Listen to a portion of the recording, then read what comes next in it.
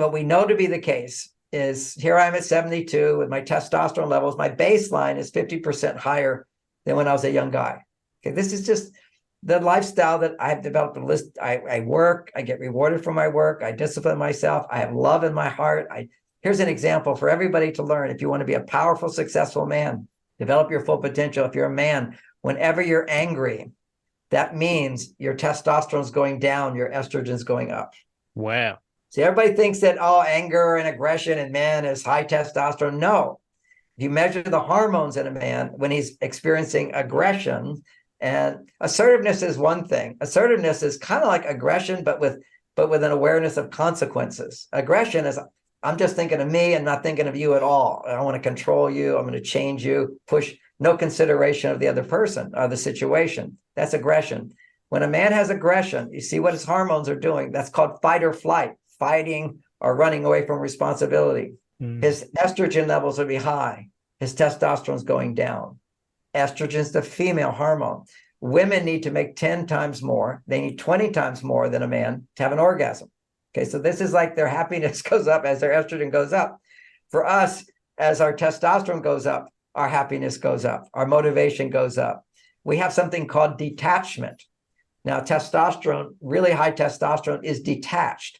Now, it may not be aware, but when you're detached, it doesn't mean you're indifferent. See, most people think detachment is indifference because you can be detached.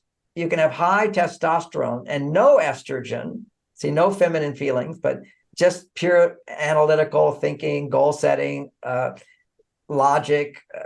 It's like Spock on, in those TV shows. He was always just logical. He had no emotion, no feeling, whatever. Okay. The emotion and feeling is the estrogen. So whether you're feeling positive emotions or negative emotions, doesn't matter. That's estrogen. Now, when you're a man, if your testosterone is low and your estrogen goes up, it's always negative emotions. It's fight or flight. Fear, anger, despair, shame. All of that is estrogen going up, testosterone going down. Now, talking about your feelings will always raise your estrogen more. So men should not talk about their feelings. So is there a way that men should talk about their feelings obviously not to their partner, be one? Okay, there's two. Thanks for bringing that up. I just had to let that settle in because everything is men. You need to talk about your feelings. You can talk about what you think. See, that's your whole inner world. What do you think? Any feeling you have is based to a thought. Talk about what you think and testosterone goes up. Talk about what you feel, estrogen goes up. So that's one. Two, always talk about what you feel if your feelings are positive. Because you only have positive feelings when your testosterone is high. If you have negative feelings, don't talk about it. Then there's another dynamic where you can be light about it. You can talk about, you make jokes about it. Okay, this is what guys will do. It's like, oh God, I hate that, blah, blah, blah, blah, blah. So angry about that. It's ridiculous. They're so stupid. You're venting, but you're not doing it to change someone. And you hit it right on it. If I use negative emotion to change somebody, I will only become not only stuck in my negative emotion until that person changes. See, if we use negativity to get what we want, then if we don't get what we want, we have to keep feeling negative. And then when you use negativity to get what you want, you're actually growing pathways in your brain. This is the plastic brain that we have now. The brain can change. It changes based upon what you do, how you use your brain. If you suddenly start learning a new pattern of playing the piano, you'll grow pathways in your brain. They know that. Well, if you use negative emotion to get what you want, then to get what you want, your brain has to have more negative emotion. So some people are just plagued by always having a negative point of view. They're just using that one part of their brain rather than look at your negative emotions and then let them go and do something about it. That's for men. Okay. It's for women. It's a little different. Their whole thing is talk about it for a while. Their estrogen levels will go higher. Then their stress will go down. And then when their stress goes down, that's when all their problems seem to get smaller. Hi, and welcome to another episode of Unlocked from Within. Today's guest, we have John Gray. He is the best-selling author of the most well-known and trusted relationship book of all time, Men Are From Mars, Women Are From Venus. US Today listed his book as one of the top 10 most influential books of the last quarter century in hardcover. It was the #1 best-selling book of the 1990s. Dr. Gray's books are translated into approximately 45 languages in more than 100 countries and continues to be a global bestseller. Dr. Gray has written over 20 books. His most recent book is Beyond Mars and Venus. His Mars-Venus book series has forever changed the way men and women view their relationships. John helps men and women better understand and respect their differences in both personal and professional relationships. His approach combines specific communication techniques with healthy, nutritional choices that create the brain and body chemistry for lasting health, happiness, and romance. His many books, blogs, and free online workshops at marsvenus.com provide practical insights to improve relationships at all stages of life and love. An advocate of health and optimal brain function, he also provides natural solutions for overcoming depression, anxiety, and stress to support increased energy, libido, hormonal balance, and better sleep. He has appeared repeatedly on Oprah, as well as on the Dr. Oz show, Today, CBS This Morning, Good Morning America, and many other shows. He has been profiled in Time, Forbes, US Today, and People. He was also the subject of a 3-hour special hosted by Barbara Walters. John Gray lives in Northern California, where for 34 years he happily shared his life with his beautiful wife, Bonnie, until her passing in 2018. They have 3 grown daughters and 4 grandchildren. He is an avid follower of his health and relationship advice. Please welcome John Gray to Unlocked from Within. Hey, John, welcome to Unlocked from Within. Happy to be with you.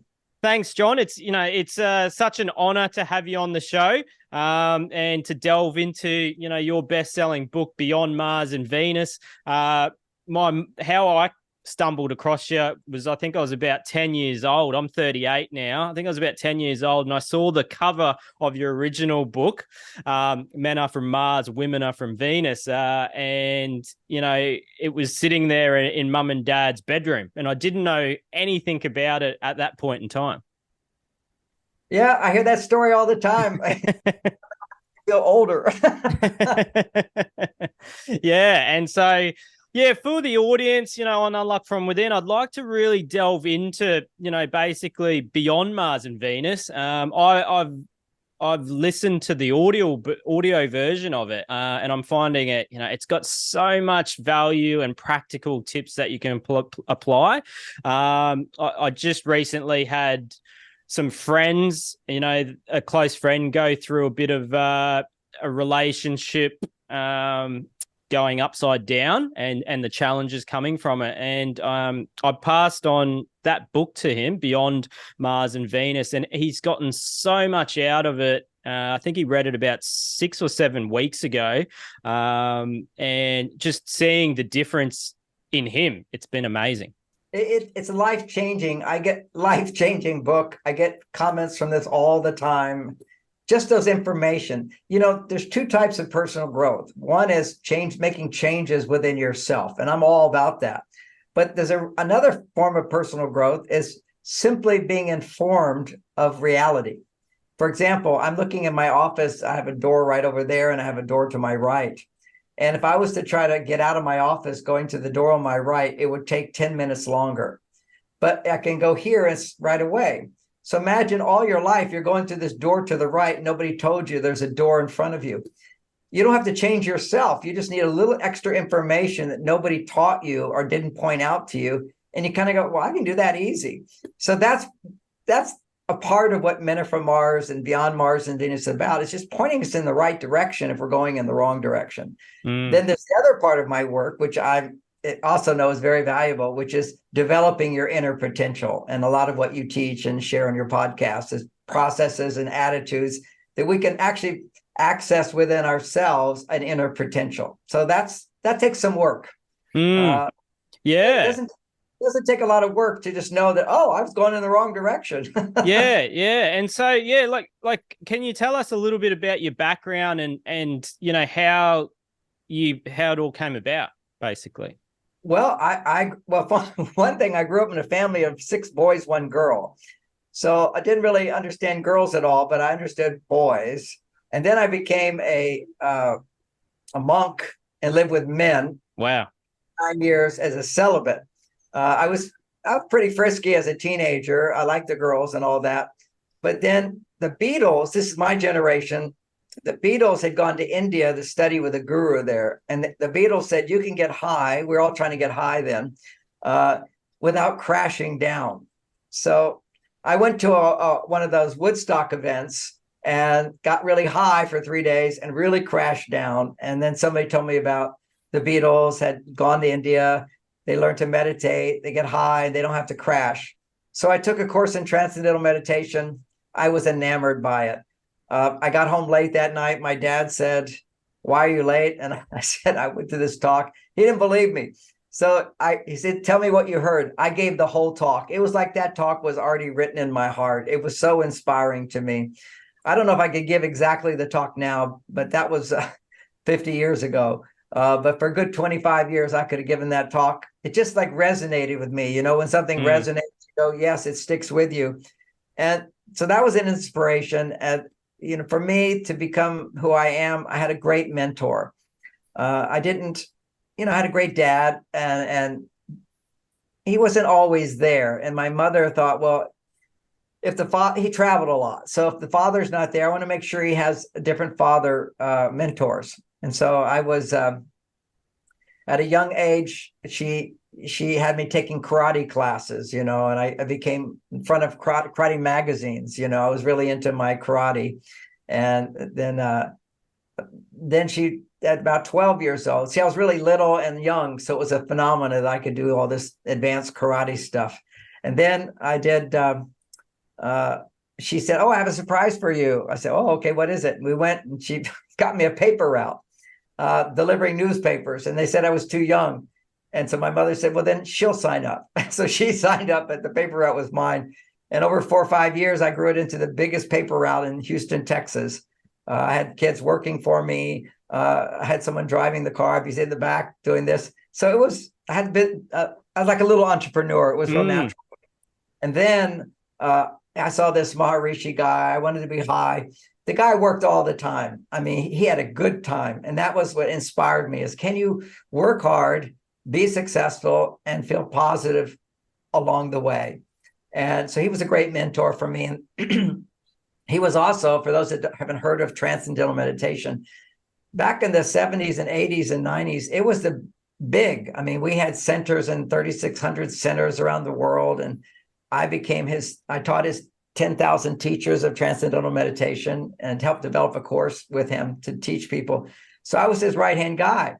And that was amazing to be with somebody. I just resonated with that. I realized it just the other day. I was talking to my wife, and she grew up in a very poor environment. Now, I was married to my wife, Bonnie, for 32 years, and she passed on with cancer 5 years ago. So after 2 years of grieving, I got married again, very happily married. And she's from another country, China, and she's telling me about how poor they were there. And so she's always worried about finances, right? And she said to me, I'm not like you. You grew up in a family where you never thought about money. And I did. See, I grew up in a family where my parents were well-to-do and you didn't know it. We lived in the nicest neighborhood in Houston, Texas, but we had the smallest house. So I thought we were poor people. So I never had this idea. My parents were very frugal, and yet my dad had a good job and they had good money. He was in the oil business in Texas. But so I never thought that much about money scarcity. It was just always available. And my mother was an example of a principle that stayed with me my whole life, and that you always have what you need. And if you think you don't, you're looking in the wrong direction. And that's a big, big idea for me. The idea, take it in spiritual terms, is grace. Everything that happens to you is there to serve and support you. And if it's causing you suffering, it's there for you to feel the pain of thinking. If some part of your thinking is in the wrong direction, you need to self-correct. You need to do better. But you have to look at that. And what makes us look at is when we suffer and we feel some pain. And if you just keep blaming the world, then you just keep blaming the world. If you look at, okay, how can I make a change within myself? How can I get the support I need? And that's the idea, is that we can't do it alone. We have to different kinds of support. And I wrote one book, which is called it's called How to Get What You Want and Want What You Have. And I just want to share a little bit of that, but it was the recognition that work is one part of our life, but also happiness and fun is another part. If you're too serious, it becomes too suffering. So you've got to balance your hard work with time for rest and recuperation and recreation. That's a big thing. Then we also need to have education. We need to always be educating ourselves. I mean, I spend at least an hour to 2 hours a day still either reading books or watching people's YouTube talks who are educators. I always want to educate myself. If you want to stay young and healthy and vibrant, which maybe not your issue right now, but maybe for a few, I'm 72 years old and I have the testosterone levels 50% higher than when I was a young guy. Okay, you mention it, and I find it fascinating because I'm 30, just turned 38, and I'm finding the difference between when I was in my from 15 to 30, you feel bulletproof, and now I feel like I'm managing more. Like I know I've got to the daily habits. I've got to go for a jog or a run, exercise, go to the gym, and if I don't do that, if I lay on the couch laying down at 7 o'clock at night, I can just completely knock off, fall asleep and not wake up. And so I noticed, I've had to do a switch with I'm going to gym to be healthy. Now it's more I'm going to gym or I'm going to exercise to have more energy or create and generate more energy. Yeah, you generate energy that way. So work, play, education. Another one is having mentors. Very, very important that you need to be surrounded at least by somebody who knows more than you about something that's meaningful to you. You have to have that. You said, that's what I had with Maharishi. He was a world teacher. Now, I'm a world teacher. I've got over 50 million books in 40 different languages in 20 different countries, or, all over the place. Okay. So that's a world teacher. Now, I never thought of myself I'd ever be a world teacher, but he was, and we didn't have YouTube and we didn't have all that. I mean, it would just spread around the world. Part of me was inspired by him because he was in me. See, and these people often say to me, how do you find yourself a reflection of who you're going to be? Who inspires you? What some quality there inspires you? And he was the inspiration that I got from him. I couldn't put a label. I just know I wanted to be like him. I wanted to be like him. He inspired me. He motivated me. And a lot of what you're just talking about in terms of working out and so forth, that's one form of discipline. There's so many different kinds of discipline, but for men particularly, discipline is very, very important. Like, for example, right now, I was just on a vacation with my wife, had lots of sex, lots of meals, some ice cream, the whole thing. I had this big belly just in 3 days. So I'm fasting. I'll fast for 3 days. I'm just on a water fast. I'll be on that for 3 days. And I'll get my belly flat again, because one of the challenges for men is that as we mature, okay, it's a natural maturing process for men to have more estrogen. Estrogen is the female hormone. Women need 10 to 20 times more of it. And as we get older, our estrogen levels naturally rise. What that means is we begin to integrate more of the feminine qualities of love, happiness, connection, relationship. That becomes more important to us as we age. And we'll call that wisdom. So the idea is with life experience, men gain wisdom. The younger guy figures, okay, if I can just make money, I'll be happy. Then you make money and you realize you're alone. Why am I depressed? Why am I taking drugs? Because you're not also in relationship strengthening estrogen. So we have these two basic hormone systems. We call it Mars hormones, Venus hormones, since I do men are from Mars, right? So Mars hormones, particularly is testosterone. If a man is in his positive state, like right now, you're in your positive state. I'm in my positive state of well-being. We're doing something that we're good at. Our testosterone levels go up when we do that.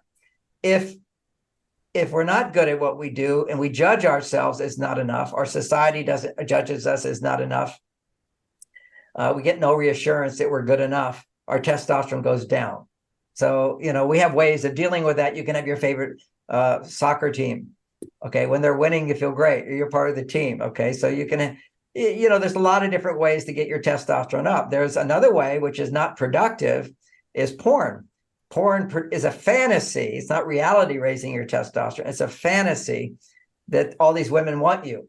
See, when a woman wants you, it's a big testosterone boost. Okay. Big boost. But porn is the fantasy. Your subconscious mind doesn't know that they're all just fake. It's all fake. So your testosterone levels go up higher than they could go up with a real woman even. Okay. So it's massive dopamine gets produced. Your brain actually thinks you're a king and you have a harem of 65,000 women. Wow. Okay? That's what goes on inside your brain. So this dopamine level shoots up, testosterone goes up.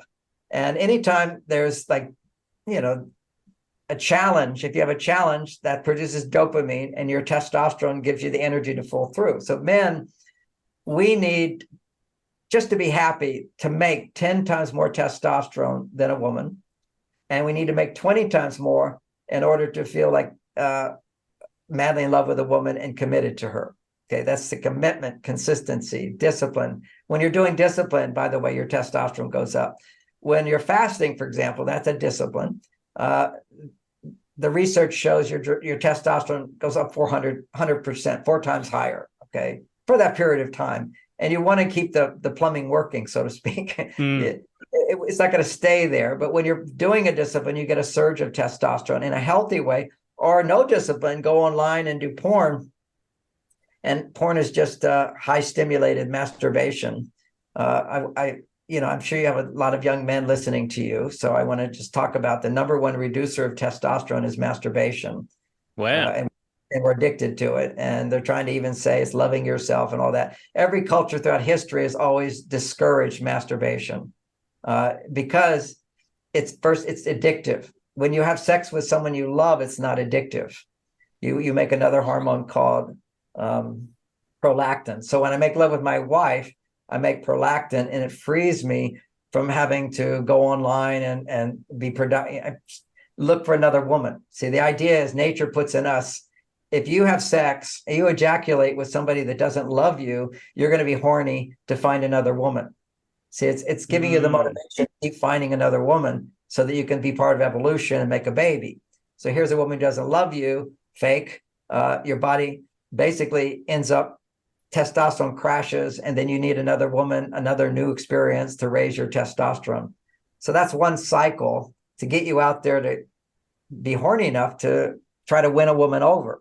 So that's natural. But when you win a woman over, then she's going to be producing a lot of estrogen. Okay, she feels I can depend on you. I feel safe with you. I want to make a baby with you. These are just hormones. The hormones of making a baby is double. When a woman's estrogen levels double and you have sex with her, when she doubles, then your body will make another hormone called prolactin and free you from your addiction to ejaculation. Wow. This is so interesting. So when you masturbate, you basically, your testosterone crashes afterwards, and you really do. You feel like shit. And while you're doing it, you don't. But afterwards, you feel bad. And then everybody tells you, well, I only feel bad because everybody tells me I did something bad. No, when you do something not good for you, you feel bad afterwards. If I just lost $1 million doing a stupid thing, I'm going to feel bad. It's good to feel bad when you do something stupid. And it's not, oh, nobody loves me if I just lost $1 million. Okay, no. It's like I was on this little vacation and my wife ate too much. She felt bad afterwards. I said, okay, feel bad. And now we forgive ourselves and move on. But it's not like because society says you shouldn't eat. You just don't feel good when you don't do something that makes you feel healthy and aligned with your spirit and your motivation and your purpose and be healthy.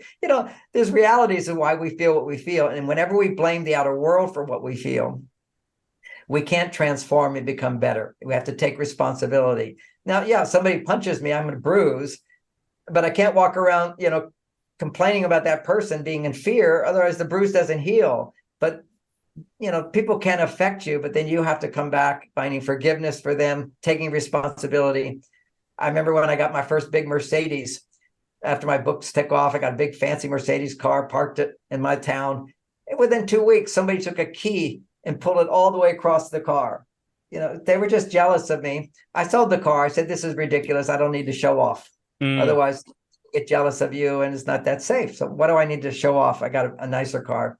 Yeah. I do have a car that I drive sometimes. Okay. But I don't park. Yeah. My Okay. Bentley. I have a Bentley convertible. It's a show off. It's fun. But I have my functional car that I drive. Is my Tesla. That's a nice little car. Nobody's going to scratch you with that one. So coming back to being a guy, being successful, being powerful, power comes when you say you're going to do something and you follow through. You want to feel personal power. People trust people with personal power. I put my books up there. That's my personal power. First of all, not only that changed the world, but to write those books is hard work. You say you're going to do it, you deliver it on time. It just gives you so much power when you're committed to following through on setting your goals, practical things that you can do. It's always to get in touch with what you want the future to look like, but that's not actually setting a goal. Today, I'm going to do this, or next 3 months, I'm committed to this. Things within your power, following through, because what biologically does that do? When you set a goal, testosterone goes up. If you take action. If you don't take action, testosterone goes down and you feel awful. So when you're feeling awful, usually it's because you're procrastinating from doing what you need to do to achieve your goal. So I've learned, part of my wisdom is I don't say I'm going to do something unless I'm ready to, I have to do it. Okay. So I don't always say, people say, well, will you do this? I'll think about it. That's not going to make testosterone. It's not going to lower my testosterone. There's got to be things I say, I'm going to do this, and I follow through and I do that. It's like my exercises every morning, my meditation every morning. And you asked me about my life. And so I was inspired by this guy until literally one day, it was like I wanted to be around him and learn his stuff and teach his stuff and do. And then one day that passed. That was called 28 years old. That was the development of what people might call, in the old day, call enlightenment. It's just one level of growth where you're now not dependent on someone else to know who you are. I'd found myself. So I didn't need him so much for that anymore. Now what I needed at 28, and we know now biologically the prefrontal cortex, which is self-reflection, knowing thyself, that part of the brain doesn't fully develop until 28. The 21 to 28 is really developing that part of your brain where you're starting to learn who you are, not being dependent on others outside of you. Now, we're always dependent somewhat, of course, but we really need to find mentors at that time who inspire us and motivate us, read books or do practices, exploring what's right for you. But you're the master of your fate at that point. When you're younger, one of the problems for the younger generation today is that there's so much confusion around gender that things that were traditionally masculine are not being encouraged and supported and owned, affirmed. We need to affirm, if you're a boy, your masculinity, and if you're a girl, affirming that. The actual psychological development from puberty. See, what happens to us as men, we have a mother, and then after 3 weeks, we're just like little girls. No difference. There's no gender difference for the first 3 weeks. Then after 3 weeks, testosterone, we have this Y chromosome that releases testosterone. It starts changing our brain, and it creates our male genitals, et cetera, et cetera. Then what happens is we come into this world, our testosterone levels are the same as a grown man for 2 years. Okay, it's because that testosterone is making the male brain at that time. Then from age 2 to 13, or puberty, whenever that hits, and what's interesting, if you don't have a father, a girl will hit puberty a year earlier than other girls who don't have fathers. And if you have a father and you're a boy, you'll hit puberty later. This is also interesting that father has such a big impact on development. Fascinating.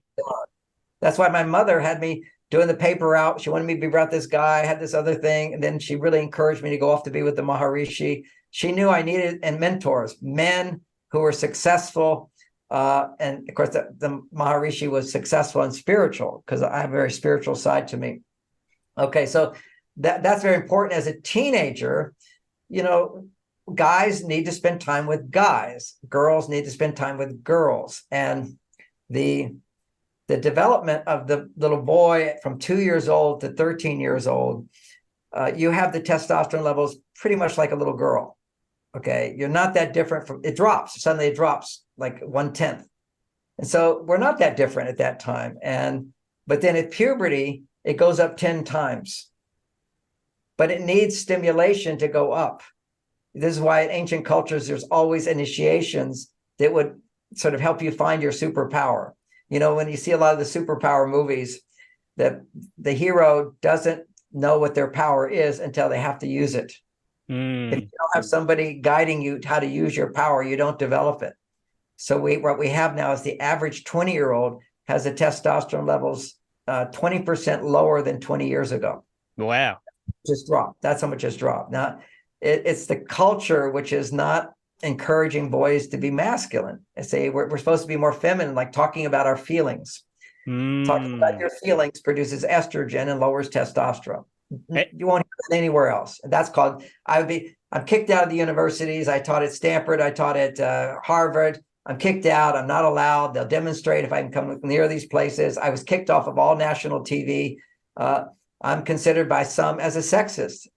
Somebody interviewed me today and they say, well, what do you say when the sexists say this? I said, and how do you deal with that? And I said, really, I don't hear it at all. Okay. It's only when people interview me, they call me a sexist, but I don't see it. People love my message who can relate to it. But there's an indoctrination that's going on in the universities that the evil of the world is masculine. The greatness of the world is masculine and feminine. And it's mostly men who created this world. And it's mostly women who created the men to do it, who stood behind those men, who loved those men, who inspired those men, who made those men do it. And that was our history. And yes, there's been evil all along the way. If you have a spiritual background, if you believe in God, you believe in the devil. Okay. These are two forces. The universe has to have these two forces. Otherwise it can't exist. Think of two forces as expansion and contraction. Expansion. If it was just expansion, everything would blow up. It was just a black hole. Contraction, everything would disappear. You have to have these opposite forces, good and bad forces. We all have these good impulses inside of us and bad impulses inside of us. And so to create a world, what we can do, the strategy is you embrace the bad part of you as stupid and don't act on it. Act on the positive side of you. Now, even our biology is such that if you look at the prefrontal cortex, they've now found in science that the left prefrontal cortex is always looking at the optimistic, positive, everything's optimistic, everything's positive. When you're looking at the positive, your left prefrontal cortex, right prefrontal cortex, you're looking at the negative. So a healthy perspective on life, again, a holistic perspective, there's always bad and there's always good. And the thing we can do is we can choose to act on what's good, but we can also learn from what's bad. Okay. Which if I'm suffering, well, what's my thinking? What's my negative thinking? And now let me be aware of that negative limiting thinking and let it go with more positive thinking. So you have to keep balancing those two things. That's why positive thinking is so good.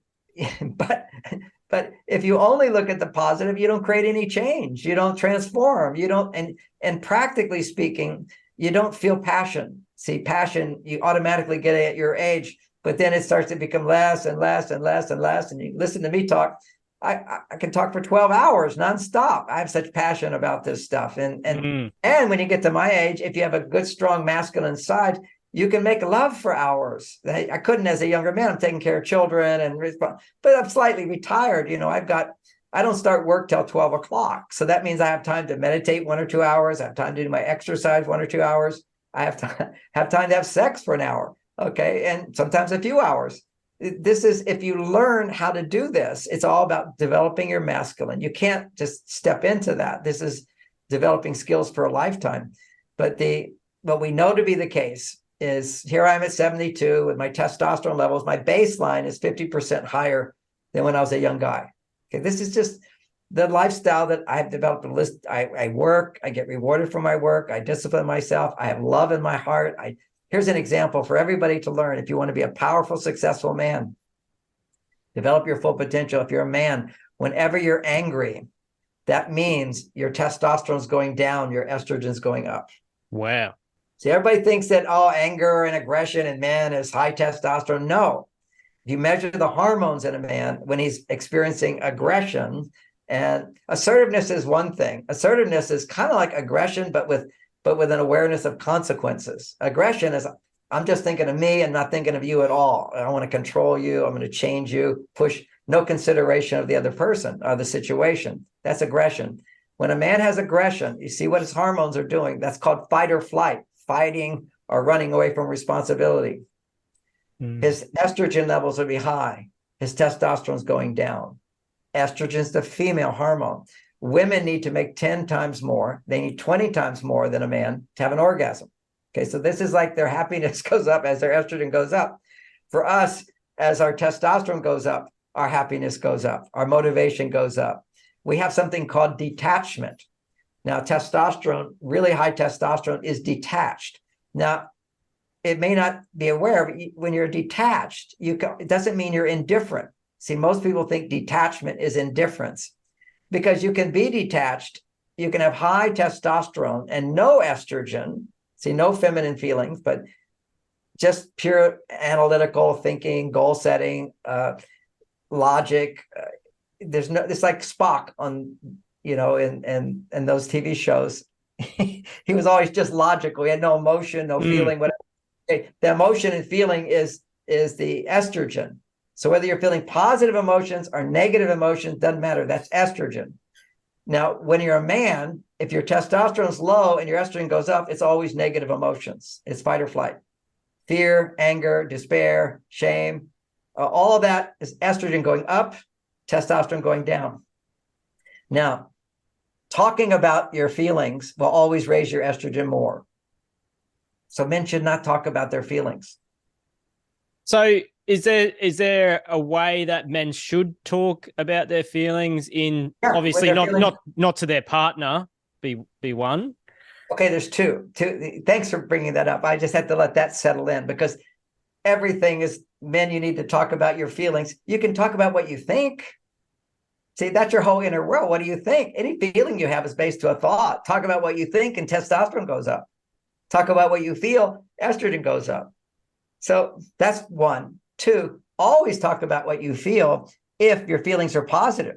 Because you only have positive feelings when your testosterone is high. If you have negative feeling, don't talk about it. Then there's another dynamic where you can be light about it. You can talk about, you make jokes about it. Okay, this is what guys will do. It's like, oh God, I hate that, blah, blah, blah, blah, blah. So angry about that. It's ridiculous. They're so stupid. You're venting, but you're not doing it to change someone. And you hit it right on it. If I use negative emotion to change somebody, I will only become not only stuck in my negative emotion until that person changes. See, if we use negativity to get what we want, then if we don't get what we want, we have to keep feeling negative. And then when you use negativity to get what you want, you're actually growing pathways in your brain. This is the plastic brain that we have now. The brain can change. It changes based upon what you do, how you use your brain. If you suddenly start learning a new pattern of playing the piano, you'll grow pathways in your brain. They know that. Well, if you use negative emotion to get what you want, then to get what you want, your brain has to have more negative emotion. So some people are just plagued by always having a negative point of view. They're just using that one part of their brain rather than look at your negative emotions and then let them go and do something about it. That's for men. Okay. It's for women. It's a little different. Their whole thing is talk about it for a while. Their estrogen levels will go higher. Then their stress will go down. And then when their stress goes down, that's when all their problems seem to get smaller. See, it's funny. Like when I first read, men are from Mars, women are from Venus. Like I could relate straight back to my relationship with my wife, where there was a period being a male, like she'd come home from work and she'd talk about her problems. And in that period, I know you mentioned it in the book, but like in that period, she talked about her problems. And all I'm thinking about is, well, why don't you do this, and suggesting and trying to fix her problems or come up with solutions. And you talk about it in the book that, a man is just meant to sit there and listen to her and resist that urge of trying to fix her problems. And that will lower her stress and she will feel seen and heard. And it was mind blowing. And it's something I've got to, keep being aware to check into when that scenario comes up. Look, I've been teaching this for over 40 years, and I have a little sticker on my mirror that says, "Don't talk." Just keep the mouth closed. But I do talk. I ask questions. Okay, help me understand that better. Tell me more. What else? Really? Noises? And tell me more. And what else? And give me some details. Always ask questions, because when women talk about what's inside, their estrogen levels go up. And when a man, when you're listening, you're actually on your male side. You're penetrating. See, everybody thinks that listening is feminine. No, listening is the most masculine thing you can do. I mean, think about when I'm reading books, I'm researching, I'm thinking, I'm processing, I'm taking in information, but always to solve a problem. Now, when I'm listening to gather information in order to feel what she feels. That's called empathy, knowing that's going to solve the problem, because her problem is not this didn't get done, this didn't get done, this didn't, her estrogen levels are too low. So we're still solving the problem. We have a new strategy, because the more women are on their male side, the more they need help when they get home to go to their female side. And, you have a category where your partner just wants to talk. The tragedy is that today, a lot of women come home and they're so much on their male side, they don't want to talk. They're not in touch with what they feel. They don't even know what's going on. And all they know is they're busy in their brain. I still have to do this. I have to do this. I have to do this. I have no time to talk. They don't know the value of talking. And also they feel, well, if I did talk, you would interrupt me. So why should I do it? Now, you wouldn't, because you now know to try not to do that. But most men will. When a woman starts talking about problems, they go, oh, well, we ought to do this. And well, I'll fix that. And well, that's ridiculous. That's not really the case. Or you're looking at it the wrong way. We're trying to help her solve that problem the way we would, through analysis and minimizing. See, when something happens, one of my favorite things was, no big deal. There's nothing else I can do about it. Take time, forget it. But we have the capacity, if we use it, if someone teaches us to do it, how to forget your problems. Women need to learn how to remember their problems and how to communicate to their partner in such a way that he'll listen to her problems. So for a woman, all you have to do, women say, oh, my husband won't listen. I say, well, two problems. One is, if you're talking about negative feelings, you're blaming him. Blame other people for what you feel and he'll listen to it. It's a real simple concept. The point of we don't try to change your husband with your negative feelings. Just talk about your negative feelings about other things. Then you'll feel better. He'll feel like he helped you to feel better, and he'll be a better husband because he feels successful in the relationship, and you haven't beaten him down with any criticism and complaints. In a sense, women are designed to complain. Okay, they're designed to see what the problems are. If you look at just pure femininity, it's what's wrong and how can we make it better. Okay, she just sees problems.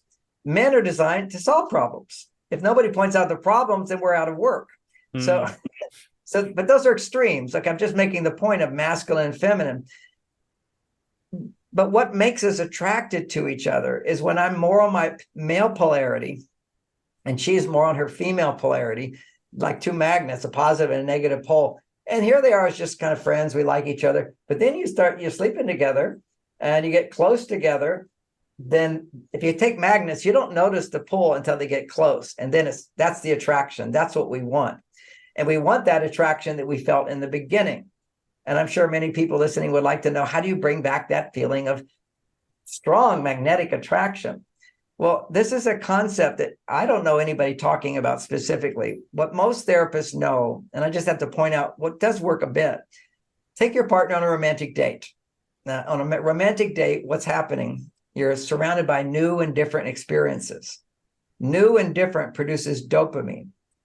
Dopamine, and everybody's now familiar with dopamine, it's the motivator and so forth. But biologically, when your brain makes dopamine, and it will make dopamine if you go to a new hotel or a new place, you go for a walk, or you meet some new people. A lot of couples have nothing to say, bring another couple in the room, and then that was a big conversation because something new and different. It's just a motivating brain chemical. For men, when dopamine goes up, their testosterone goes up. For women, when dopamine goes up, if they feel safe, their estrogen levels go really high. Okay. And that's what a romantic date is new and different, where a man prioritizes the woman, does what she would like, here's her best behavior, dressing up, whatever it is. Her estrogen go up. And as her estrogen begins to double, then she starts feeling, I want to have sex with you. She can't feel I want to have sex with you unless she can say, I can have sex with you. I'm open to having sex with you. I'm your wife. I'll lie there for you. But to actually have a woman want to have sex with you, just like you want to have sex with her. That want is a surge of testosterone that only occurs in her when her estrogen levels are really high. So you never say to your wife, do you want to have sex? You say, is there a part of you that wants to have sex with me? And she says, well, there's always a part of me.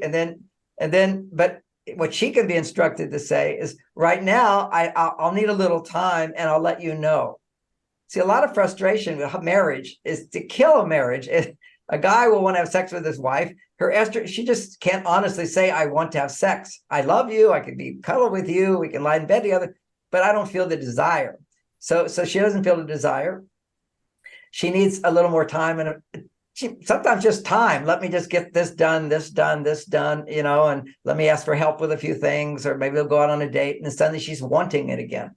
Because biologically, sex is a very biological thing. We don't have all those requirements to have sex. See, women, if they get pregnant, that's a big a consequence. Sex for women has big consequences. Okay, so for men, little consequences if you're just traveling around trying to find a woman to make a baby with. So for women, they have to have a hormonal change of feeling safe, and I feel I can depend on you for X, Y, Z. Then their estrogen levels go higher and higher. Then they want to have sex.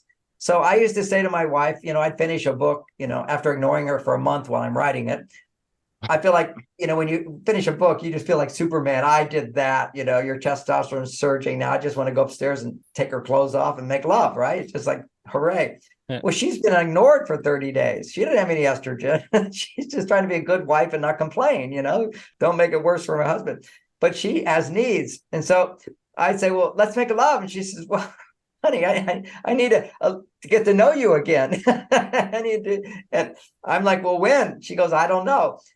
And then that was the end of the conversation. Now I'm feeling angry as I'm waiting, because I'm like, I don't know what's, and if I'm angry, she can't build estrogen. You can't, if a husband is angry, a woman cannot feel safe. And so her estrogen can't go up. It's just, this is why you never want to talk out loud if you're angry. What you want to do is stop talking, and then it won't escalate. And then you just say something like, let me think about what we're saying. I just need some time to think about it. We'll talk again tomorrow at 12. That's it. Just don't pursue a conversation at all if the conversation is making you feel angry, because you're not loving at that moment. You could love her, but you're not loving in that moment. And she's just going to shut down. Well, I was getting angry because she didn't want to have sex with me. Now, it wasn't she didn't want to have sex. She just wasn't in touch with the part of her that did want to have sex. But that's just a mental thought. The whole thing changed when she said, well, I need some time. And then I said, will you let me know when you're ready? And she said, yes. Then there's no longer a question. I can relax. But if I didn't know that she was going to let me know, then I'm always like looking, is she in the mood or is she not in the mood? How long is it going to be? It's one little phrase can make a world of difference. It's just say, well, would you let me know when you're ready, or when you're getting in the mood, or is there something I can do that can help? See, we have to solve the problem, but one phrase, just let me know when you're ready, and then I would be patient. So anyway, the communication is so important. I want to come back to the men who are listening to me, because I just know that they can't even do studies on the biological effect of porn, because they can't find a control group. What men are not doing porn. It's so huge, the amount of porn. And porn is, I wrote a book on it. I wasn't doing porn at all, but I had to go online to see what it was. Within a few minutes, I had to masturbate. It was like I was on a drug trip. It was so powerful to open up your computer to 64,000 women all ready to have sex with you. If you just do free porn, it's right there, videos. It's insane, the effect that had on my biology. So my point is, it gives you the illusion, the high dopamine level, and for men, it raises testosterone. High dopamine for women raises estrogen. So the more we do porn, the more dependent we are on high dopamine for our testosterone, rather than relationship skills that will raise your testosterone. So one is you can go on a romantic vacation or you can watch porn, whatever. That's going to produce dopamine. Your testosterone will come up. It'll be very temporary. Your testosterone will go back down. If you have something called polarity, those two magnets, he's more masculine, she's more feminine, then you get close, boom, it will come back. But there has to be the polarity of she's way more feminine and I'm way more masculine at that time. So you might have heard, younger guys coming to you for advice and they're saying, how do I get out of the friend zone? Women say, I'm really nice, but they don't want to like have sex with me, or they want to be with me, want to be friends. Well, that woman put him in the friend zone, or he put himself in the friend zone by reading a bunch of books on relationships, whereas they say things like, talk about your feelings, share your feelings with her, always do whatever she wants. Now, see, what's different for me is I always am thinking, what can I do that she wants? But I balance it where I also have time where I do what I want. See, if you give up doing what you want to do, now you're not masculine anymore. You got to do what you want to do. This raises testosterone, whether it's play basketball, soccer, meditate, work hard, the things that make you feel good. Your happiness has to first come from what you do. Then you can depend on a woman, her happiness and her appreciation and her love to make you feel better. Relationships are a big problem when a man is upset. He's saying my pain is coming from her behavior. No. All that her behavior can do is keep me from feeling the ecstasy of happier. But my wife can upset me without a doubt. But what I do at that time, because we naturally tend to become too dependent on our partners. Okay, when they're just so loving, oh, great, this makes me feel really great. But then you have to be able to come back to your male side where I'm not dependent on anyone to be happy. I'm dependent on what I do. See, that's testosterone. That we talked about discipline. We talked about setting goals. We talked about achieving goals. We talked about, making useful sacrifices. Like I'm giving up food for 3 days. I'll get I'll get my 6-pack back, at 72 years old, just by fasting 3 days, and which is the outcome of completely going to my female side on the vacation. See, female side is do what you like. Whenever you do what you like, you're on your female side. That started for me when I remember as a teenager, growing my hair out. This was the generation of the 60s where men started becoming more feminine. It felt fantastic, grow your hair out, grow beads, bell-bottom pants. We demonstrated against the draft, and we were draft dodgers and no war. We went to the female side. That's good.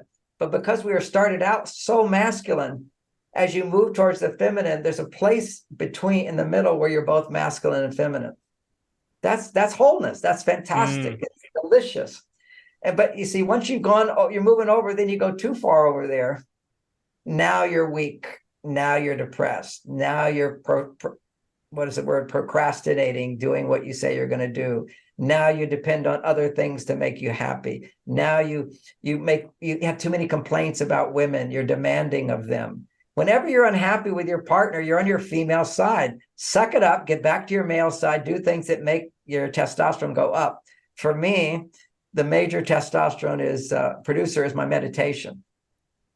Also watching the news, I can build my testosterone that way. Then I also exercise because my physical body needs it. But for me, learning meditation was what really saved me in my life from being a hippie off on my female side to then being inspired to be like my teacher, who was very disciplined, but doing what he liked at the same time. See, it's both things. I loved giving this interview with you. We just go on and on. It's enjoyable for me. But if I just did what I like to do and I had no discipline in my life, I'd become too feminine. My estrogen would go high, my testosterone would go down. And this is the doom of every man. This is what's happening in the world. Their testosterone levels are going down, down, down. And let's say it wasn't so much even your behavior, just the fact that we're inundated with what's called hormone disruptors. The pesticides that are used, the GMOs and the plastics and the plastic water bottles, all are hormone disruptors that inhibit the production of testosterone in men. So that's also why I fast. That's very important to detoxify. but two, your behaviors can counteract that to some extent. You see, but masturbation, my gosh. So I wanted to heal men from the addiction to getting aroused and ejaculating. And so many younger men, if they're more on their female side, they premature ejaculate. They don't last long enough. I mean, I have my classes, I say, okay, now I'm going to do my private class for you. You'll be able to have sex for an hour, okay, nonstop. And the woman's loving every minute of it. When you're just taking it to higher and higher levels of estrogen and higher levels of testosterone in your body. You have complete control. See, this needing to ejaculate is because your estrogen went too high. See, it was too pleasurable. You're enjoying it too much. You're greedy. You're just like, this feels so good. And so you're getting more pleasure out of it than her. If you're getting more pleasure out of it than her, you will ejaculate, which means your testosterone is detachment, not indifference. It's detachment. It's just the pleasure of being complete control where you don't have to ejaculate and you can bring her to higher and higher and higher levels. And, you go higher and you relax a little bit, change positions, you might talk a little bit, continue on, do it, continue on. So eventually you learn how to control yourself so much that you never ejaculate. That's your goal. But it takes a while to learn that. And the first thing you have to do is completely give up porn, completely give up masturbation. But you're in the habit of waking up with erections that say, touch me, touch me, touch me. So you use that as a training session so that when you have sex with a woman, you can last much, much longer. Because you want to be able to last as long as she's had many, many orgasms. That's just like it's the goal. Okay. And the goal is just to last so long and give her what she needs. And her goal is not to have any goals, but just to enjoy everything you do. So the technique this is a Chinese technique, which is when you got this erection and it's not going away, don't do the up and down. Okay, this will make you ejaculate. What you do is you take your finger on the top part of your penis and just stroke it. It'll be pleasurable. And it will do this and just try to do it for 5 minutes and you'll be done. Then try to do it for 10 minutes, then try to do it for 15 minutes, where you're never trying to increase pleasure. Anytime you're trying to increase pleasure, you're going too far to your female side.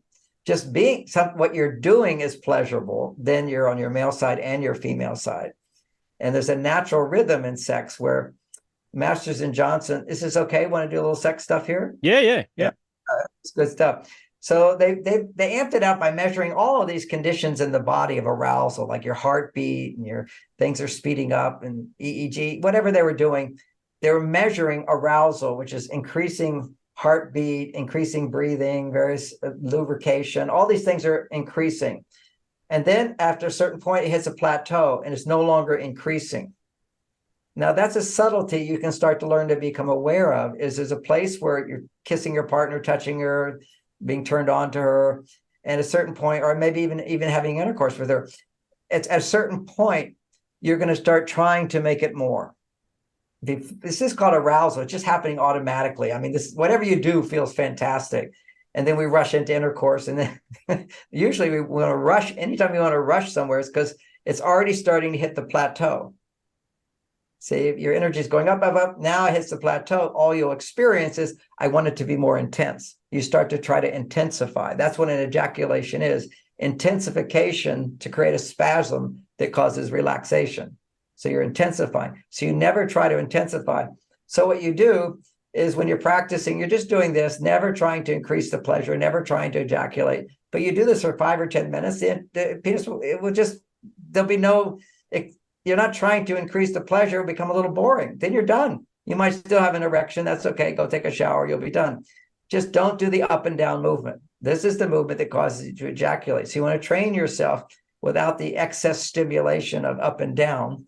Then when you're making love to a woman, you can last as long as you want. And that's, wow, you just feel like King Kong. Okay. I guess it's very funny. I said King Kong because I thought about writing a book called Gorilla Sex. I was just climbing a mountain in Africa where there were gorillas, and I'm with a guide, so I'm not all by myself, right? And out of the bush, six feet away, okay, comes this silverback gorilla. I mean, this guy's head is bigger than my whole body, huge, gigantic, and he's just sitting there noticing me. And he sits down. We don't move. We just sit there and watch. And it's not like this hasn't been done before. That's what they find these gorillas, and then they'll find you. But this time he said something unusual happened. The little gorillas all came over, and then one had sex with him. And so normally they don't have sex in front of the guides or whatever, but they did with me there. And then everyone was laughing about that. But a gorilla sex looks like this. It was about 10 minutes where the little girl was rubbing her body on her. Don't know exactly what she was doing, but she was just sort of rubbing against him. He wasn't moving at all. And then there were three strokes, and he fell over and went to sleep. So that's gorilla sex. That's pretty much what humans are still doing. 3 strokes and you're done. So the idea is, when you see those 3 strokes are coming, at that moment, what you want to do is, you could be inside of her, even you're stroking, but there's 3 strokes away. That's usually when she's wanting it the most, and you feel like, oh, I want to give it to her. Don't. She's only wanting more because it's already started to settle down in her. And so she's wanting to intensify, and you'll intensify just to satisfy her, and then it's over. You don't need to do that. Let her desire increase. Let her want you more. So what you do at that time, and this is a magical technique, is become aware that when you ejaculate inside of a woman, there's a natural mechanism your body does to ejaculate. The pelvis does a spasm that goes like this, okay, back and forth very quick, okay, like that. You can actually consciously do that movement as soon as you think those 3 strokes are about to come. And that will release the tension. All ejaculation is a release of tension, because your energy, she's not able to receive as much energy as you're sending. In simple terms, your excitement is greater than hers at some point. And so your energy is not flowing into her and coming back to you. It gets stopped. So it's jammed up. So there's this release of energy. So another thing you can do in order to open her up, because see, her estrogen has to keep going higher and higher for you to last longer and longer, because she has to constantly be receiving your energy. Your testosterone is going higher and higher as her estrogen is going higher. And yours is going higher with her, but it's not dominating. You see the balance there. Why you do slow in the beginning. You don't do anything to excite you too much, just enough to slowly excite her. As she gets excited, your excitement follows her excitement. And her orgasm actually becomes your orgasm, but it's not an ejaculation. But meanwhile, that's something that's called edging. You look online, that's called edging. It's just there's a subtlety of edging so that you don't have to ejaculate at the end. A lot of times guys will edge, but then they ejaculate. Over time, you can learn to edge and never ejaculate. That's me at 72, 50% higher testosterone levels, primarily because I have regular sex and don't ejaculate. Now, every man should know that if you ejaculate, this is a study that was done on testosterone and ejaculation. You ejaculate, you go back down to baseline, but you stay at baseline, and every year it goes down 1%. There's something to interrupt that process, which is when you ejaculate on Saturday night, if you abstain for 6 days of ejaculation, on the 7th day, your testosterone will go 50% higher. Wow. That's fascinating. Yes, it's been replicated. The study is replicated. It's just, if you go for 6 days, 7th day, your testosterone, when you wake up, it's like 50% higher testosterone. Erection's going to be much harder. And when you have sex, there's going to be more of a connection with the female, and it will raise her estrogen. Women literally are constantly affected by our testosterone level.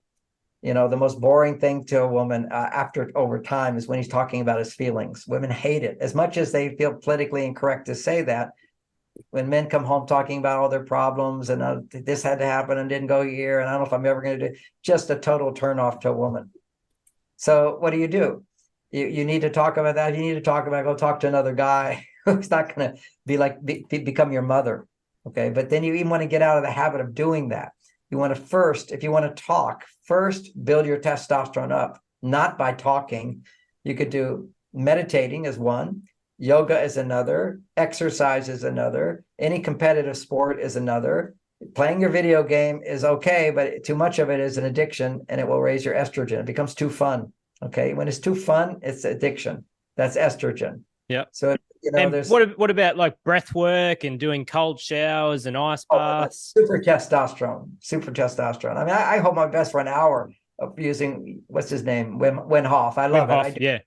It's just it's an amazing technique.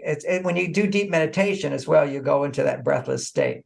Now, when I say I can hold it for an hour, I can do it for hours. Actually, it's not fully no air. I can't go underwater and do it. What happens is I've gone underwater to see if I'm actually not breathing because my lungs aren't moving at all. But it's like there's these tiny, tiny little bubbles. It's like I'm breathing in and breathing out infinitely fast. It's an amazing technique. If you're doing Wim Hof, you think you're holding your breath, go underwater, you'll see you're actually it's bubbling. Just enough for the brain, because the brain needs a little tiny bit of oxygen. But it's all automatic. Okay. It's what yogis get into when you learn long meditation. I'm a long meditator. I'm 50-year practitioner. So his breathing technique almost puts you in the same state that 50 years of meditation gave me. Okay, it's an amazing technique. The cold water thing, I don't do that now so much. I did when I was younger. Fantastic. These are huge testosterone stimulators because basically it's about controlling, feeling your power from inside. I'm not going to run away from anything. It's willpower. You do willpower, any type of willpower. That's like in my morning exercises. I always have to get to that when I do 21 of each one. It's that last 10 that takes willpower. I can't just do what I like. I'd like to do 12, but I do 21 of each of the moves. And you can feel your whole body. You feel this power coming into you. That's what we want to see as a man. It doesn't have to. We don't have to overdo it. Just a moderate amount. I want to throw in there walking. Walking is the most important thing because historically, millions of years, we had to walk to get food. And so what happens when you walk is you not running. You can do some running, but the most important is walking. You walk for long distances. What happens is it stimulates your lymphatic flow to detoxify your body. It is the most powerful thing like, for example, when I'm fasting, I also do a lot of walking. And a lot of people, they rest during a fast, which is a big mistake. The more you rest, the more you need to rest because you're not making any energy. You want to get out there and make energy by walking. And you don't have to push your body too much. And I will say about all the big runners, and I know some people's bodies are just designed to run. But when I talk to these Qigong guys in China, I studied that for 10 years. I say, now what about jogging? They go, your tires on your car are only going to last so long. It's called wear and tear. You get the same benefit out of some strenuous exercise, not for too long, and also for walking.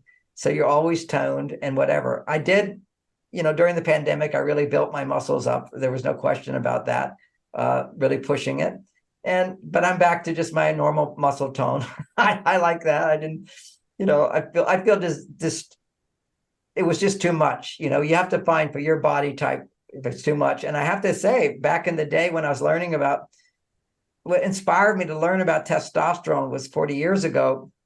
I was looking in the muscle magazines. We didn't have internet or anything. And so all these muscle magazines were always promoting libido exercises. Okay, pills, libido pills. Why? Why do you need I've never needed a libido pill. Men do not need libido pills unless their estrogen's too high, but also or unless they run out of testosterone. So I learned this with one of my clients couldn't keep it up with his girlfriend. If it's the first time, it was no problem because dopamine raises testosterone, right?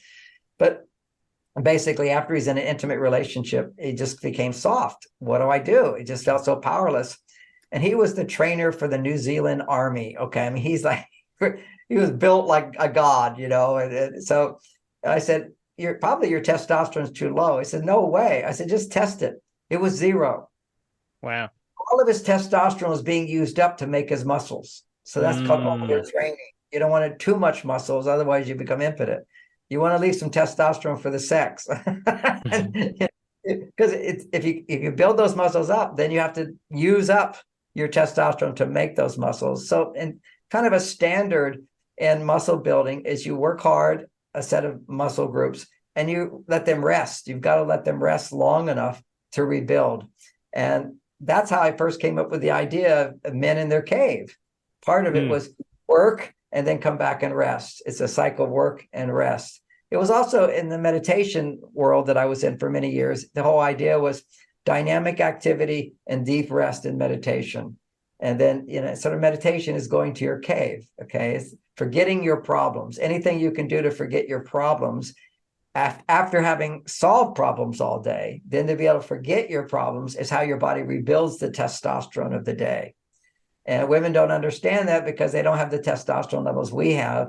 Needing to rebuild testosterone is not a major issue for them. The major issue for them is how to stimulate estrogen production. And that's what Beyond Mars and Venus teaches us, how to ask her questions. And I want to, I know we've already gone over time. And oh, it's okay. Yeah, if you've got the time, like I said, it's. So I want to throw in, I know some good tips for guys. Another thing is, when you're penetrating a woman, what you'll notice is most men, when they penetrate, they squeeze their anus as they go in. Okay, it's a thrust. So what you want to do is practice awareness of that part of you, keeping the anus relaxed, not open, not closed, just relaxed.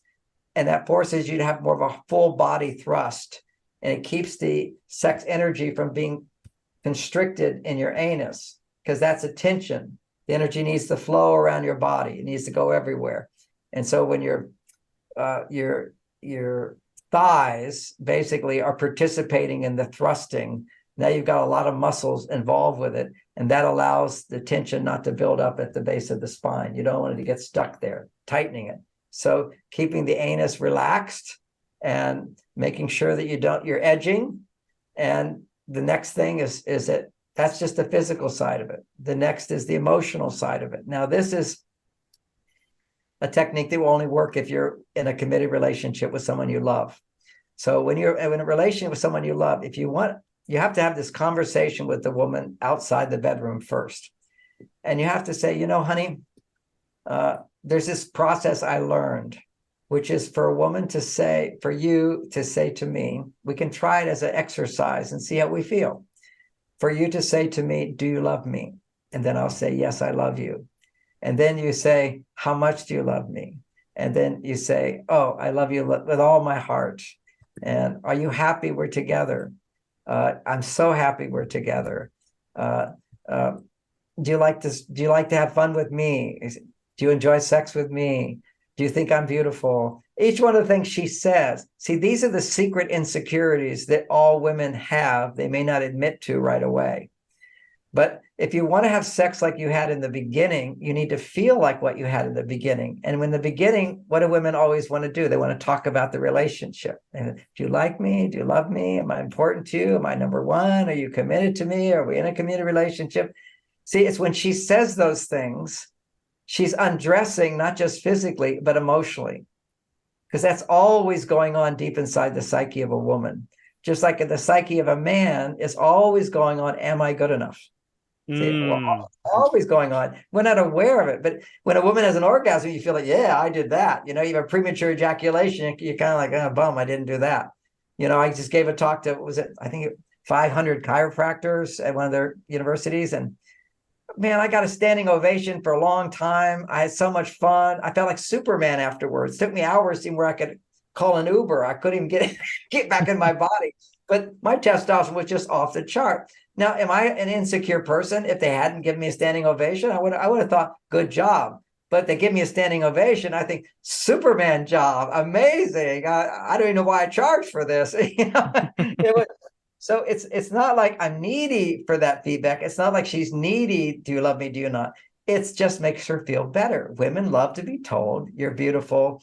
But they won't say, do you think I'm beautiful? The reason they don't want to say that is because they're afraid you might say, well, you're pretty when you were young, but are you always happy to be with me? I'm always happy to be with you, even though factually, sometimes I'm a bit frustrated with you. You annoy me about this, but you're letting your high self come out, which is, I always love you, honey. You're the one for me. So you do this outside the bedroom and you practice it. And so she feels more at ease doing it, because see, she's not going to feel comfortable because she's afraid you might, are you still attracted to me? And you say, well, I think if you lost a few pounds, you might be more attracted. You can't say those things, you see, particularly if she's being vulnerable. You don't want to say them. You clearly learn not to say those things. This is just standard. I remember when Bonnie turned 40, she was standing in the mirror. She says, do you see that? I said, what? That's called cellulite. Do you see that? I said, no. Well, look at that. Are you turned on to that? I walked there, gave her a hug, said, honey, I'm turned on to you. I love you. But look at that. See, it's called politeness. it's a romantic language. So this is a love language of reassuring a woman that she's number one, she's beautiful, she's special, that you're not mad at her, that you love her, you figure, whatever her issues are. It's so fantastic. And then the experience I have as a man when my wife does this is I walk around all day. Of course, I love my wife, but you all know when you're having sex, you feel the love more, right? You feel it more. Well, when you plant your sword out, you plant your flag. Yes, I love you. And I love you like the stars in the moon and forever. I love you next life, even. I'm going to find you. You say these things. It touches a woman's spirit inside. Now, you want to defend that flag with your life. It helps you stay connected to feeling the joy of being in this relationship. Because there's always times and you can, oh God, I have to go through this again. Oh, she forgot to do that. Oh, can I just watch TV and you stop bugging me? It could be those little things become much, much less if you said the words and a woman needs those words, then you'll own it. And literally your brain, there's a part of the brain called the reticular activating system, is once you say you're going to do something, it goes into motion, finding solutions for you, motivating you to do it. If you write down your goals, which is why it's so important for men to write down their goals, because once you've written it down, you sort of said, I'm going to do this. Your brain automatically goes into motivating you to do it. If you just say, I think I'll do that, you don't have that motivation. It's powerful to write your goals. So many motivational speakers say, the most important thing is write out your goals you're going to do today. Now, what I do is I think about my goals before I go to bed. Then I sleep really good and I get up at the right time, ready to go. It's another technique. A lot of people say, review your day. That's nice to do. I'm nothing against that. But when I think, okay, tomorrow, this is what I'm going to do. And I'm going to talk to so-and-so, and I got this client and that. I'll look on my calendar to see the things I'm going to do. And then I imagine how happy they're going to be, how grateful they're going to be, how successful I'm going to be, then go to sleep. That all prepares you for the next day. You're subconsciously creating that happening. You're manifesting your reality by setting goals at night. This is very, very important for men and testosterone levels, since we've been focusing on that aspect. Don't lower your testosterone looking at porn. I mean, don't even look at it. And as long as you're addicted to the ejaculation, don't even dwell on another woman very long. I'm just kind of avoid it. Just not going to look at that. Then once you're not addicted to ejaculation, you never see women as sex objects anymore. You just see them as beautiful. But your wife is, I hesitate to say this, she's my sex object. My wife is sex object and partner in life, soulmate, and everything else, but she can turn me on. And that's particularly, then you can have sex almost every day, depending on stress levels or whatever, because you're not ejaculating, because then you don't lose your juice. As long as you don't ejaculate, that can become a goal down the line of training your body to not need to have premature ejaculation. Then when you can last long enough for her to have many orgasms, then you can start practicing edging, where you don't get close to that ejaculation and you shake it off. And then what you do is then you do the, I love you so much. So that's like a trigger. I'll say, I love you so much. And then she'll say, how much do you love me? And I'll say, I love you like the stars. And are you sure you're happy to be married to me? I'm so glad I married you. You're the best thing that ever happened to me. We bring that dialogue into the making love. So many couples, a woman's estrogen level can't go as high if it's not also emotional. See, just being naked turns a man on, right? And also makes her turn on. Okay, she's like feeling sexy because she's gradually opening up, feeling loved, feeling safe and everything. But now you do it emotionally, her estrogen can go to a higher level. So this is the key to keeping the sex for a lifetime. Because I was shocked. I was in a relationship with a girl who looked like a model. And after a very short period of time, I could be in bed with her and not be turned on at all. And I'm just thinking, what happened to that? It's because we didn't have any kind of emotional polarity together. It just, physical is not enough unless it's backed up by emotion. And emotion will be backed up by spirit ultimately, which comes into play when you make love. It's the most spiritual thing I can do is to make love. It's a union of two spirits. And there's a feeling that you can look for. If you're just a yogi or a spiritual person, a monk, there's a spiritual experience, which is, I am that I am, and I am that I am. It's a unity experience. And when I was a young guy meditating all the time, I remember feel, oh my God, I'm that too. And it's a little confusing when you actually start consciously feeling oneness with everything. But then in making love, then you can feel that with your partner, which is, and the way it showed up for me, it wasn't like I am that. It was, uh, it was, well, let me make the transition. Oh, it's, I'm yours and you're mine and we're one. And you can look at it in practical terms. I'm your husband and you're my wife and we're one. And it's kind of the opposite of what people realize. Real union is complete attachment and complete freedom at the same time. And final words here, because I'm going way over time, is a lot of men feel like, okay, if I was to settle down with one woman, it's a big sacrifice. That means that you're not experiencing great sex.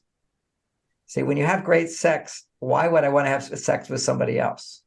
You know, one movie star once said, why would I eat out when I have prime rib at home? Okay, when you got the best at home, why would I want to do that?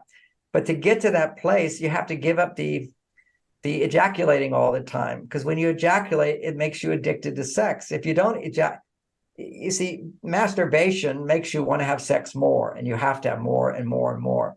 When you make love to someone you love, they found that hormone prolactin comes up, and that inhibits your desire for sex.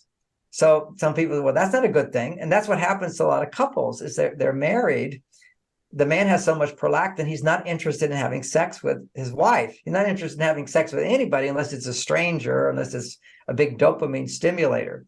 But he can't have sex with his wife because he has so much prolactin, it inhibits the sexual desire unless you have the actual real reason for sexual desire, which is polarity. So this is a very unique message. This is not like something you read anywhere. It's polarity is when you're more masculine and she's more feminine, like two magnet poles, positive and negative. When you get close, bang, you just get that huge attachment. They're one. They come together. You know, attachment, which is, but at the same time, when masculine is attaching to feminine, you're getting pure masculine, pure feminine. Pure masculine is detachment. Okay. Like right now, I have total detachment, which is why it seems like only 5 minutes we've been talking. You know, Yeah.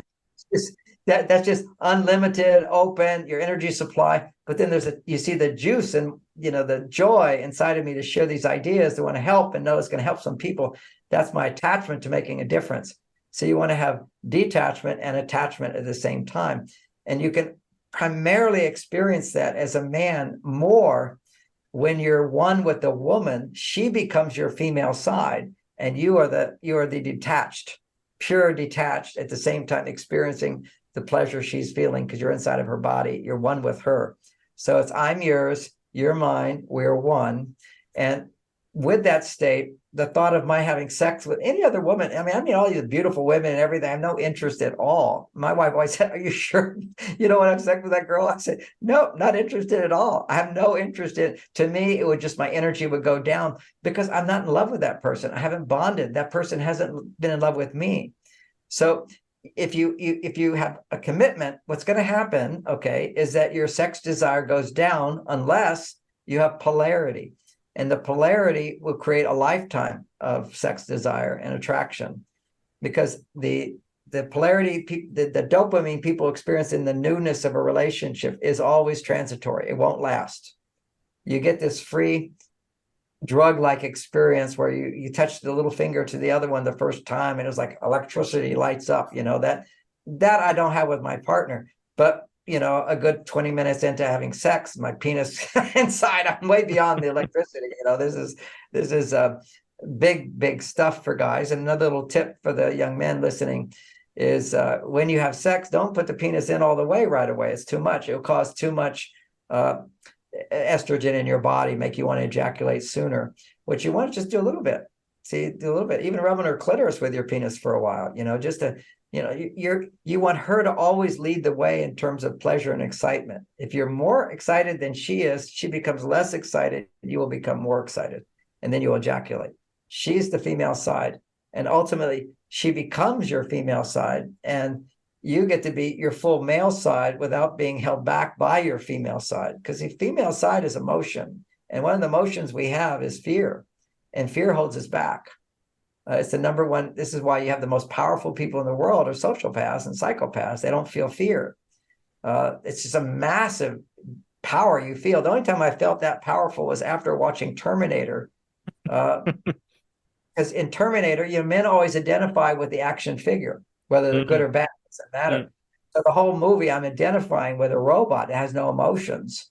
And so when I left there, it was so funny in the garage, I lit up my car, vroom, vroom, and I heard out the garage, everybody else, vroom, vroom. It's like all the men were skidding out of there. It's just like, you have to realize it when you don't have the fear of hurting other people. Like I would never want to hurt someone, mislead someone, be rude to someone, cruel to someone. That holds us back from just feeling this raw masculine power, which is completely detached. See, we are a balance of masculine and feminine, but we've become too feminine as men. Our culture has pushed down that masculine. And psychology did it, not knowing they're doing it. They're just confused about it.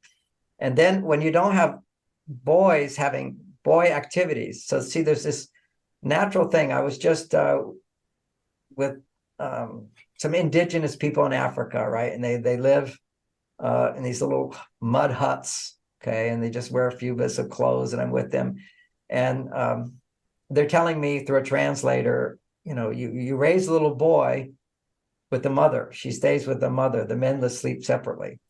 But then at puberty, when he gets pubic hairs, that's puberty, then suddenly that's when his testosterone needs to go up 10 times. But he needs stimulation. He needs male energy for it to be stimulated. He needs to resonate with the male energy. So the father with other men will come and capture the boy out of the house, take him away, and the mother will scream, although she knows it's all going to happen, but she doesn't want the child to feel abandoned by the mother. So the father is going to take the boy away, and now he's going to learn how to have his tools. He's going to learn how to hunt. He's going to learn these things.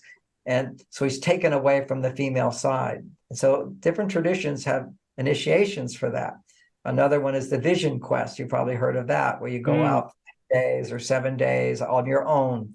Because whenever you're on your own, you can't depend on mommy. You can't depend on anybody. You got to do it yourself.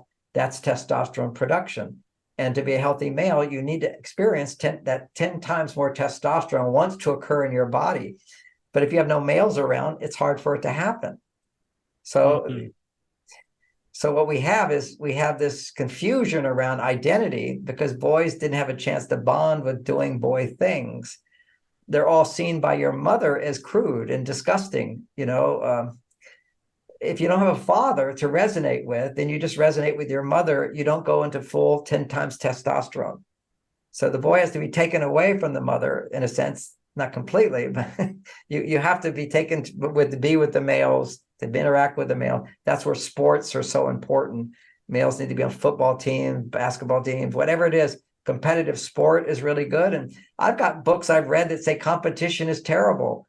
It's the evil of the world. They want to take out competition. Politically speaking, capitalism is all about competition. Communism is all about no competition. We all get the same thing. That's interesting. Yeah. It's too feminized. You see, it's so feminized. It's unhealthy. The testosterone is just going to go down. Women's stress levels will go up. Because when women feel they don't need men, they're more independent, their testosterone goes up. Not a bad thing, but they don't tend to their estrogen. So a capacity to love comes from a mother who's happy and fulfilled. Now, this is what's happening in America. 70 to 75% of Black boys do not have a father in the home. Wow. 40 to 45, depending where in the country, white boys do not have a father in the home. That will immediately feminize you as a male. You need to have that role. That's why my father wasn't always there, but my mother was happy. That was an important thing because then you feel that you don't feel the burden of trying to make your mother happy when it's not your role to make her happy. Okay, that's the thing that gets put on little boys. But not having a father around, and what is a girl? How can she ever trust a man if she didn't have a father there teaching her what men can provide? We give stability, we give clarity, we have groundedness, we care, we can be selfless. You can depend on us, not for perfection, but the basics are there. So when women don't have that experience, they don't have the ability to ask men for help. That's why, this reassurance process is so important. Another process is, I call it genie in the bottle, which is, you have your wife and you say, okay, twice a week for 5 minutes, maybe sometimes we'll get up to 10. So it depends on how long you can last in this process, but 5 minutes.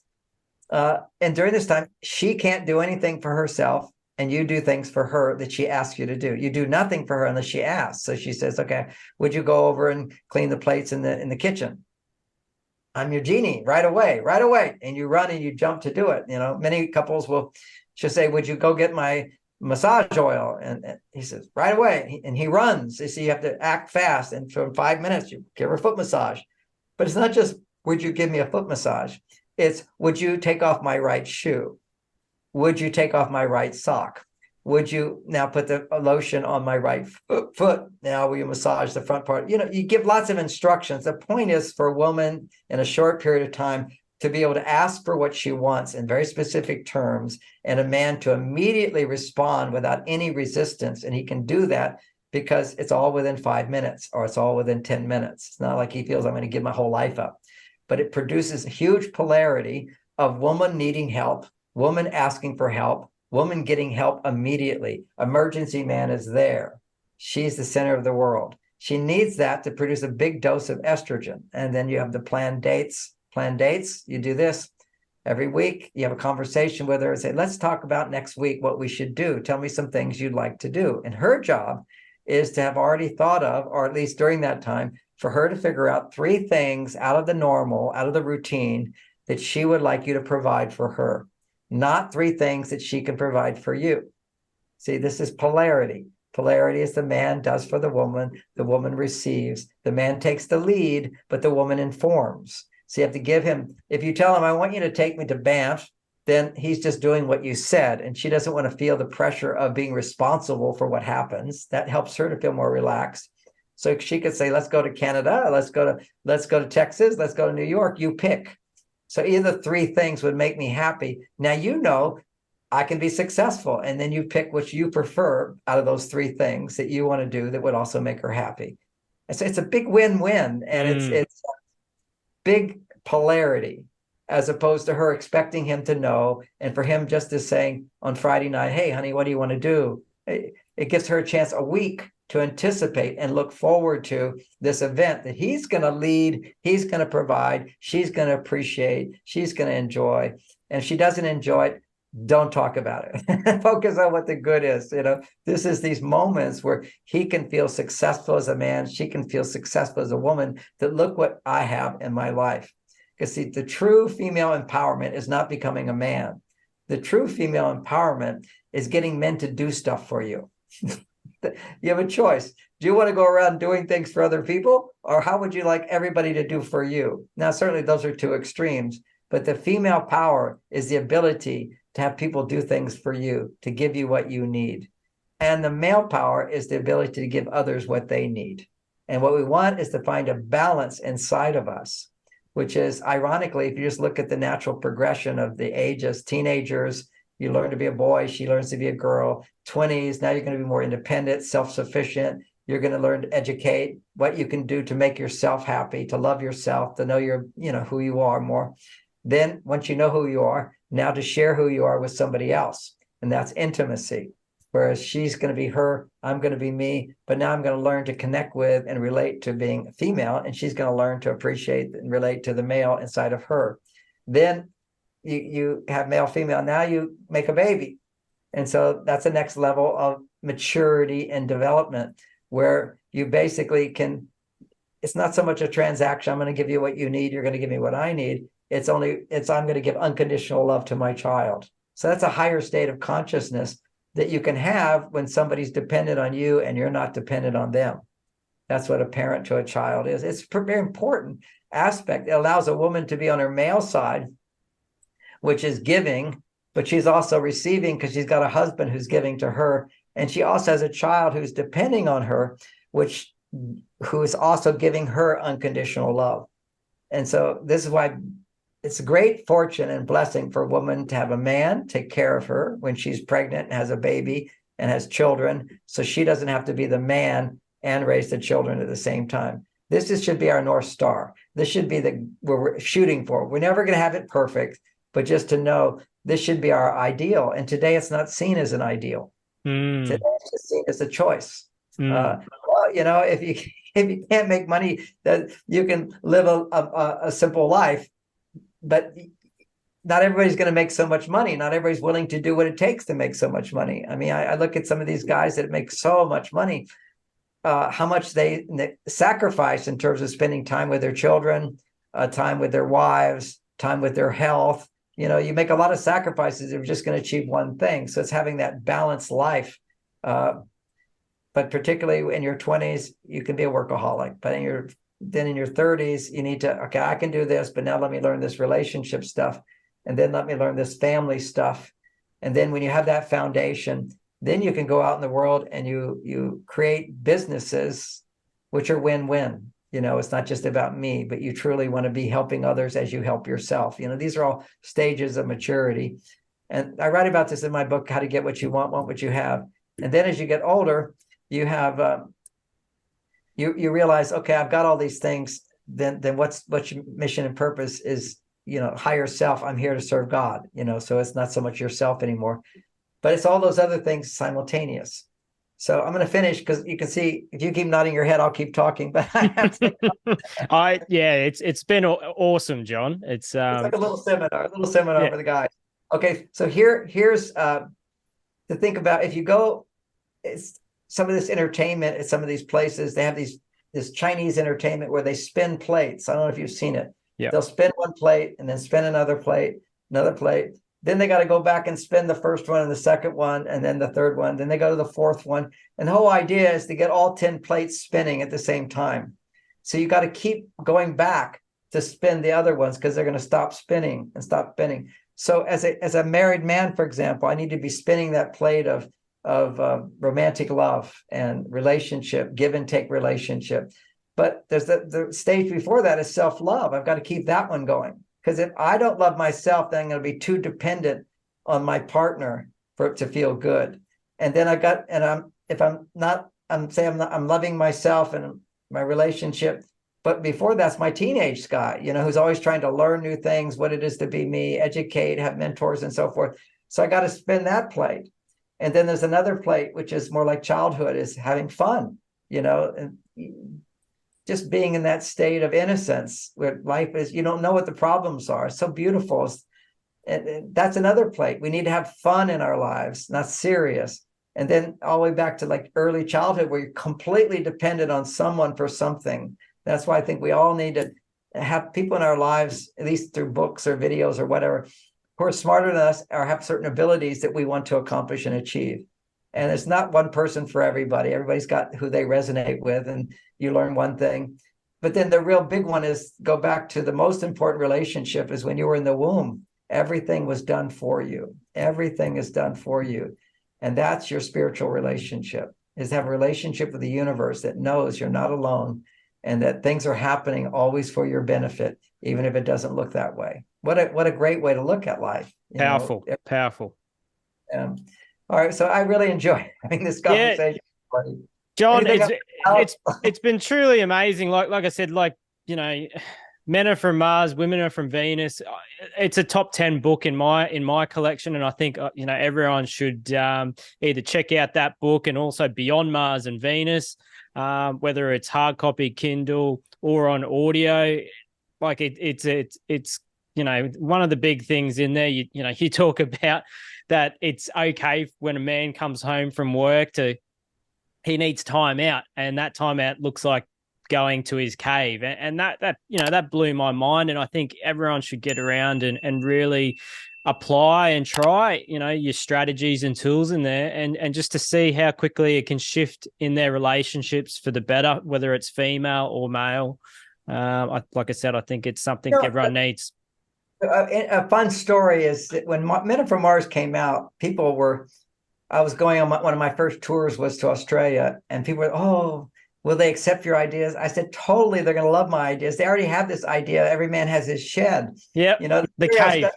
That's his cave. It's his shed, whatever, and women don't take it personally when he goes there because it was accepted. So that's the idea. Now we have to give men permission to go to their cave. I mean, we're so indoctrinated by these crazy ideas that, there's some relationship experts who say, oh, you should always be attentive to your wife and always be focusing on her, whatever she wants to. It's like, no, you need to have time away so you can miss her and have time together. It's that pulling away, coming back together. Such good ideas. Again, John, it was such an honor to have you on.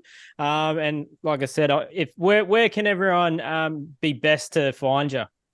Well, they probably should listen to this tape 3 or 4 times, but but I am available at marsvenus.com. Yeah. And if you're in the Bay Area of San Francisco, every few months I teach a nice weekend class with people, singles, couples, everybody comes. It's a nice life experience. You can find out about that at marsvenus.com.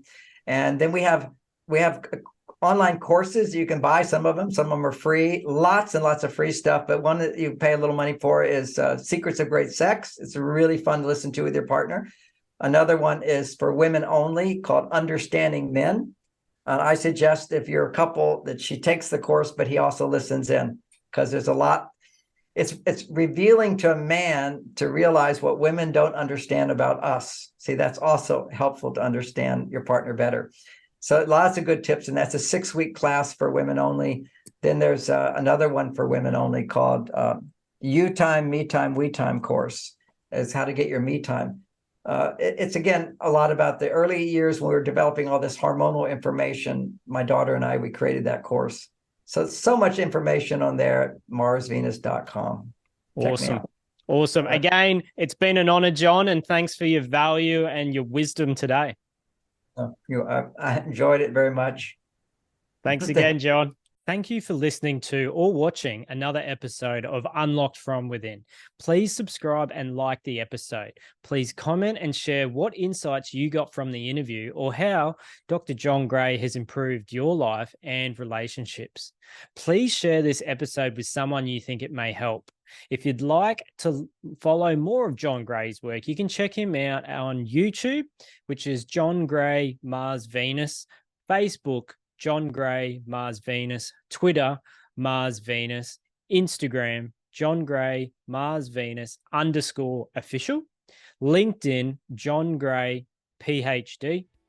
Or if you'd like to get his world famous and best-selling books, Beyond Mars and Venus, you can get that on Amazon, which is available as a hard copy, ebook, or Audible version. If you'd like to learn more about John, check out his website, which is marsvenus.com. And for our listeners today, John has given us a gift of one of his workshops, which is how to get everything you want in relationships for women, men, couples, and singles. And you can get that at marsvenus.com/gift. If you'd love to reach out to me for my next workshops, corporate events, or would like to experience a one-on-one Unlocked From Within session to remove and clear any limiting beliefs or subconscious blockages, please contact me at martyclay.com. Again, thanks again for listening to Unlocked From Within.